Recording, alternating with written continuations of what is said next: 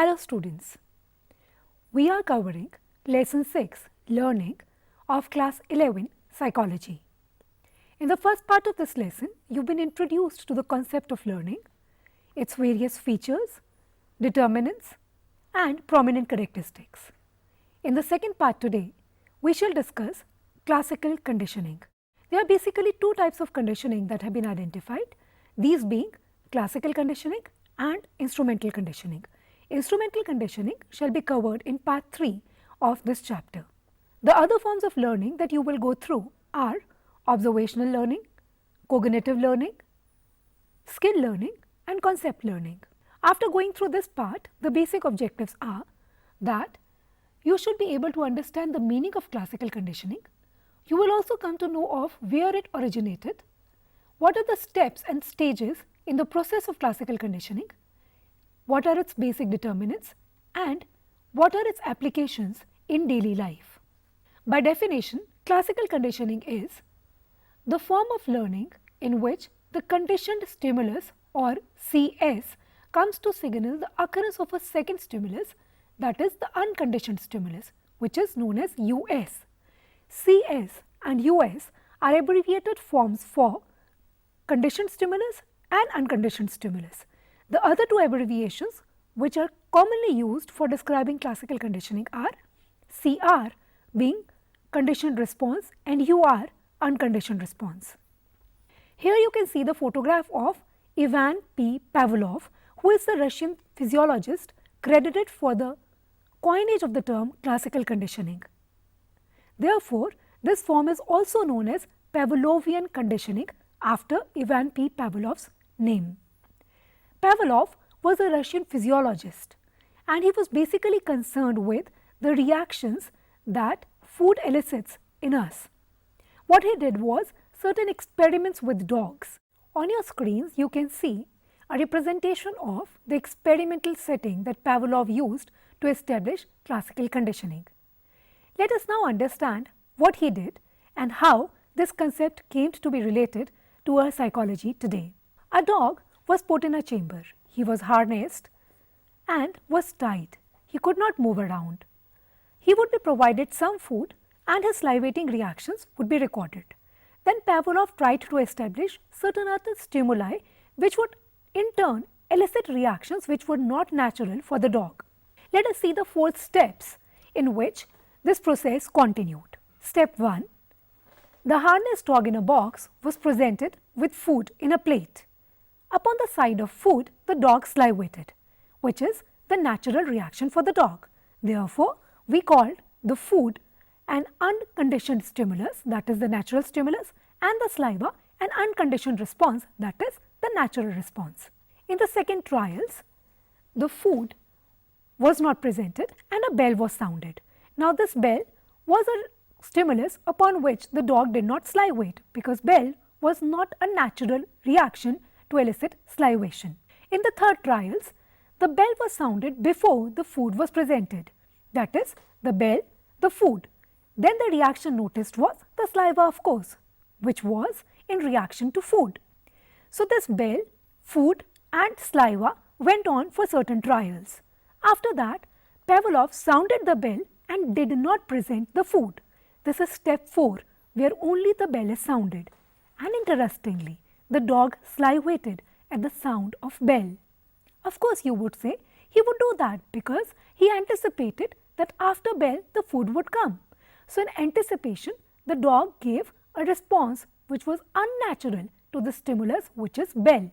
Hence, the bell here becomes the conditioned stimulus and the saliva becomes conditioned response.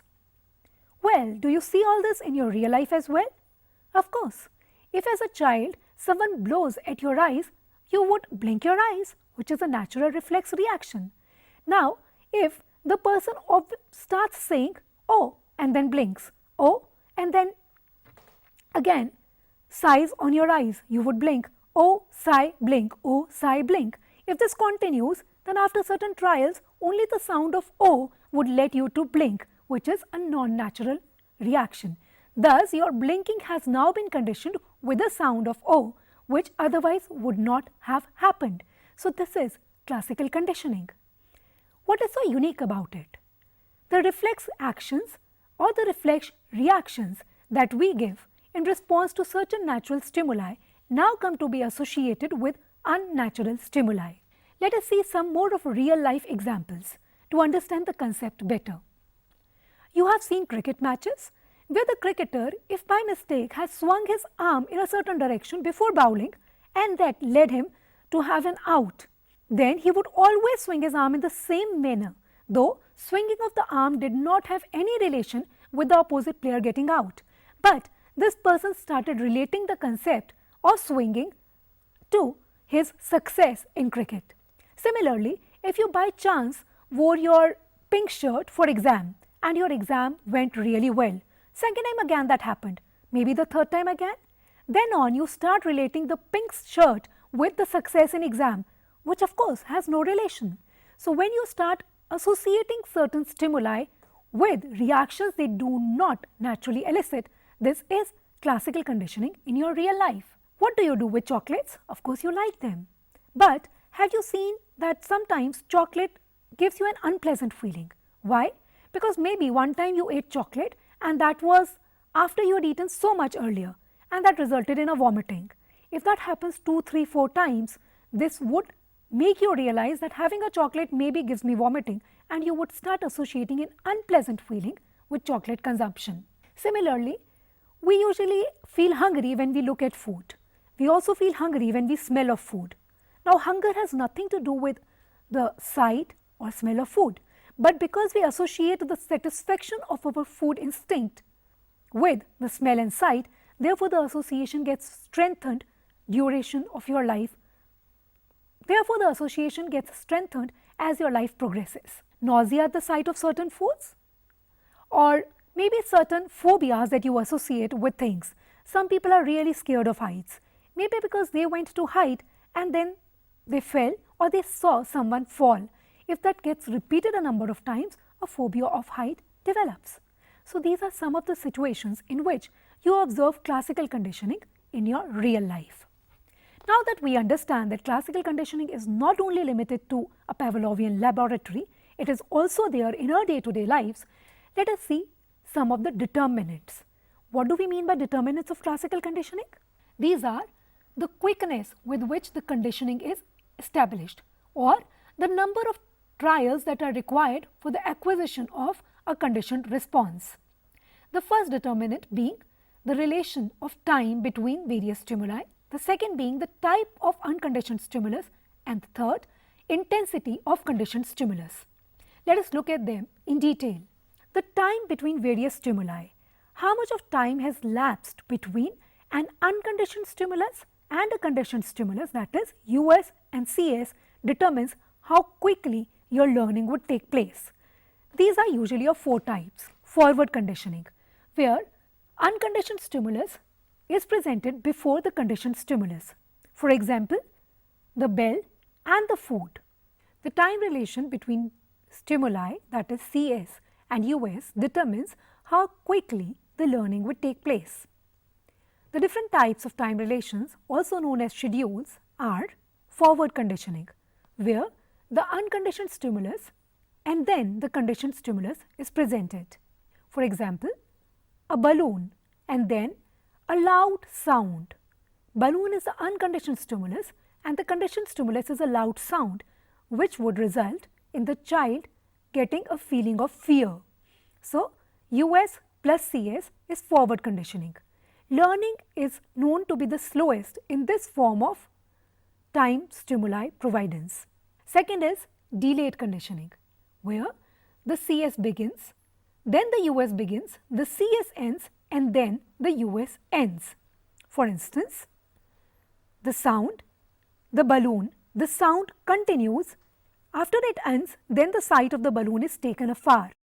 So, before the coming of a natural stimulus, the non-natural stimulus comes and it is eliminated before the natural stimulus is eliminated. The third is trace conditioning. The conditioned stimulus begins. When the CS begins, then the CS ends, and then comes the US. For instance, a loud sound begins. After it ends, a balloon is presented to a child. So after few trials, the child starts associating the coming of the balloon with the loud sound. Or maybe in your real lives, if you were a child, a sound would come, kulfi wala, and then you went out and you would be able to see the trolley carrying your kulfis actually. So you started associating the sound of kulfi wala with the actual presentation of kulfis. This is trace conditioning.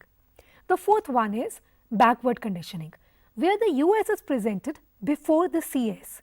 That is, you are presented with good food, and after that, you are presented with certain books that show you pictures of the food. So it is known that conditioning is the slowest or the most rare in this kind of presentation of stimuli, because the natural stimulus has already elicited a natural reaction. So the CS and CR relation is already established. There is no room for a conditioned response to be established later on. But in fewer situations, even this type of conditioning is used. Let us now come to the types of unconditioned stimuli. What kinds of US can be used for classical conditioning? These are basically two types. The first one is appetitive unconditioned stimuli. These elicit approach responses. For example, eating, caressing, getting praiseworthy words, being appreciated for your work, they give satisfaction and result in pleasure. Learning when appetitive unconditioned stimulus is used is usually slower. The second type of US are aversive stimuli. These elicit avoidance or escape responses. For instance, loud noise, bitter taste, shock or painful injections. These are painful or harmful. They help in quickly establishing classical conditioning depending upon the intensity of US. Let's take two examples to clarify the difference between appetitive and aversive unconditioned stimulus. The Pavlovian experiment uses a pleasure stimulus, that is food, which results in extinction of hunger. This is an example of an appetitive or an approach unconditioned stimulus. In your life, you see, whenever you do some good deed, praise is given to you. Your teacher smiles at you or your mother pats your back. So your good work is associated with praiseworthy reactions. These are conditioned together. Gradually, to get that praise, you would learn to perform good deeds. This is classical conditioning using appetitive unconditioned stimuli.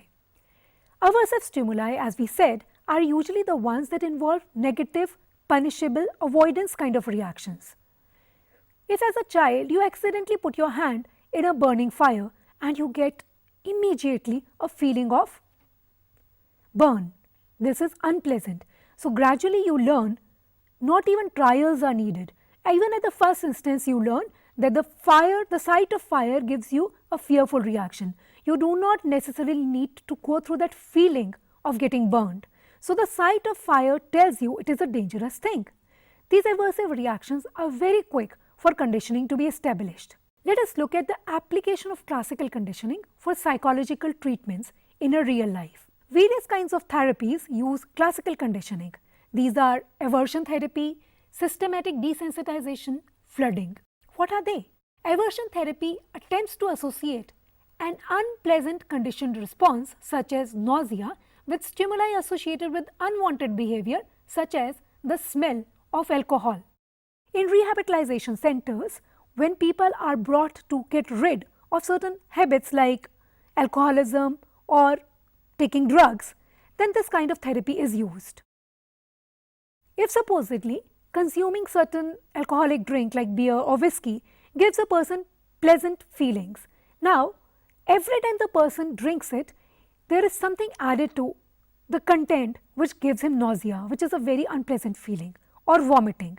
Gradually the person starts associating, after many trials of course, the person starts associating the drinking of alcohol with feeling of nausea or vomiting and stops drinking it after some sessions of this therapy. This is the aversion therapy where classical conditioning is used. Systematic desensitization attempts to eliminate an unwanted conditioned response such as anxiety by gradually exposing the patient to associated conditioned stimuli, for example, angry words in a relaxing situation. For instance, whenever there is an exam, you feel anxious.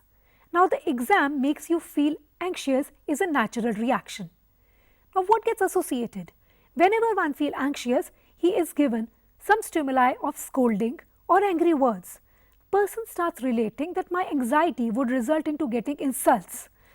Then after certain trials, the anxiety would cease to exist. This is known as systematic desensitization. Whenever the environment is relaxed, the sensitivity of the stimuli gets reduced. Flooding. This is another psychological therapy which attempts to eliminate an unwanted conditioned response through massive exposure of the associated conditioned stimuli in extinction process.